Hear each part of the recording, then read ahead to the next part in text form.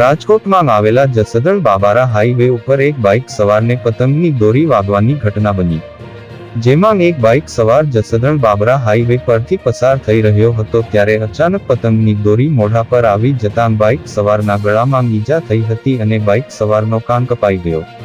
યુવક ઘવાયો હતો અને દોરી વાગતાં બાઇક ચાલક યુવક ભાવેશ ટુમ્મરને ગંભીર ઈજાઓ થવા પામી હતી. પતંગની દોરી વાગવાથી ઘાયલ યુવક હાલ હોસ્પિટલમાં સારવાર લઈ રહ્યો છે. યુવકને ગંભીર ઈજાઓ થતાં કે.ડી.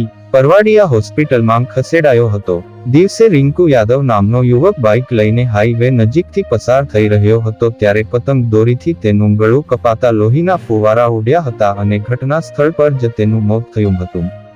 રિંકુ યાદવ સ્ક્રેપનો વેપારી હતો અને તેના ગોડાઉનથી તેના ઘરે પરત ફરી રહ્યો હતો ત્યારે આ દુર્ઘટના બની હતી. ઉત્તરાયણ દરમિયાન કુલ 22 લોકોના પતંગ દોરીથી ગળા કપાયા હતા, જે પૈકી 17 લોકો હોસ્પિટલમાં જ્યારે 5 લોકો ખાનગી હોસ્પિટલમાં સારવાર માટે દાખલ થયા છે. ઉલ્લેખનીય છે કે છેલ્લા 15 દિવસ દરમિયાન પતંગ દોરીથી ગળું કપાઈ જવાની ઘટનામાં કુલ 3 મોત નોંધાયા હતા, જ્યારે 3 કિશોર સહિત 8 લોકો પતંગ લૂંટવાના ગાંડપણમાં ધાબા પરથી પટકાતા ગંભીર ઈજાઓ થઈ હતી, જેમાંથી 5 લોકો એસએસજીમાં અને 3 લોકો ખાનગી હોસ્પિટલમાં દાખલ કરાયા છે.